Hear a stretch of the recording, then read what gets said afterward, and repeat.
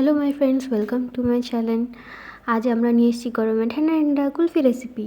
এখানে আমি নিয়ে নিচ্ছি দুধ আর কাজু, বাদাম, কিশমিশ ছোটো ছোটো স্লাইস করব। আর এখানে নিয়ে নিই চকলেট টেস্টের জন্য, স্বাদের জন্য আপনারা দিতেও পারেন, নাও দিতে পারেন। এখানে চামচ নিয়ে নিচ্ছি, কাপ আছে। আর এখানে মিল্ক মেড ইউজ করব, এটা স্বাদ বাড়ানোর জন্যে। তো আপনাদের সামনেই সব করছি। এবার কাজু, বাদাম আর কিশমিশগুলো ছোট্ট ছোট্ট স্লাইসে কাটবো।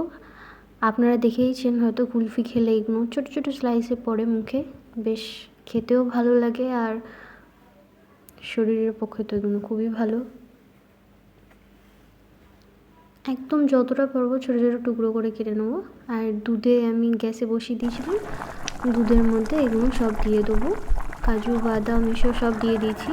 কাজু, বাদাম, কিশমিশ সব দিয়ে এখানে ঘেটে করে নেবো। আর এখানে ইলাইচি দানা নিয়েছি, কেউ চাইলে ইলাইচি পাউডারও দিতে পারেন, আমি দানাটাই দিলাম। তো ভালো করে ঘেটে নেবো, ঘেটে নিয়ে আমরা গ্যাসটাকে বন্ধ করে দেবো। দুধটা একটু গাঢ় হয়ে গেছে, গাঢ় করে নেওয়ার পর স্বাদ অনুসারে চিনি দিয়ে দেবো। এটা তো মিষ্টি হয়, ওই জন্য একটু বেশি করেই মিষ্টি দেবো। তারপরে ঠান্ডা করে এখানে আমি মিল্ক মেড দিয়ে ঘেটে নেবো এটাকে। মিল্ক মেড দেওয়ার পর দেখুন কালারটা কীরকমভাবে চেঞ্জ হয়ে গেছে। আপনারা তো দেখেছেন সাদা ছিল না দুধটা, কিন্তু মিল্ক মেড দেওয়ার পর দুধটা কিরকম ঘিয়া কালার এসে গেছে। এবার মিল্ক মেডটা ভালোভাবে ঘেটে দেবো। আর উপর থেকে কতটা সুন্দর লাগছে দেখতে, দেখতেই পারছেন। ভালোভাবে ঘেটে নেবো যেন রয়ে না যায়। ঘেটে নেওয়ার পর এইটা আমরা কাপের মধ্যে ঢালবো। তার আগে আমি চকলেট গলিয়ে রেখেছিলাম, এই যে চকলেট ডেয়ারি মিল্কটা আমি কাপের মধ্যে দেবো। কাপের আশেপাশটা দেবো কেন কি আমাদের যখন আইসক্রিমটা জমবে তখন ফ্লেভারটাও যাতে আশপাশটাও থাকে। আর কিছুটা ড্রপ আমি দিয়ে রাখবো যাতে উপর সাইডটা একটু চকলেট ফ্লেভারটা আসে।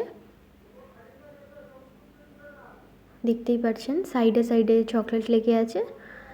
আর ঢালার আগে কিছুটা ড্রপ ওখানে কাপে রেখে দিয়েছিলাম, এবার এটা ঢেলে দেবো ওতে। আমি বেশি বড় বানাইনি, ছোটো ছোটো কুলফি বানাবো। আমাদের এটা রেডি। এবার উপর থেকে আমি মিল্ক মেড দিয়ে দিচ্ছি যাতে স্বাদ অনেক টেস্ট আসে। এর উপরে আমি কভার আপ করবো, আসুন দেখাই। তার আগে আমি একটা প্লেটে সাজিয়ে নিচ্ছি এগুলো।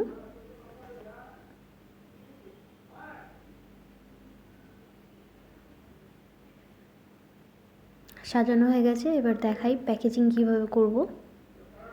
প্লাস্টিক দিয়ে মুখটা বন্ধ করেছি যাতে ফ্রিজের জলটা এতে না পড়ে, না হলে জমবে না ভালো করে। প্লাস্টিক দিয়ে গাল দিয়ে করে নিয়েছি। এবার চামচগুলো কেটে ওর মধ্যে ঢুকিয়ে দিয়েছি।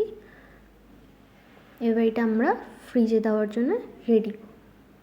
এবার ফ্রিজে দিয়ে দেবো। মিনিমাম 6 ঘন্টা এটাই রাখতে হবে। 6 ঘন্টা রাখার পর আমরা দেখুন 6 ঘন্টা হয়ে গেছে। হয়ে যাওয়ার পর কীরকম দেখতে লাগছে, চামচটাও জমে গেছে। এবার আমরা এটা প্যাকেজিং খুলব।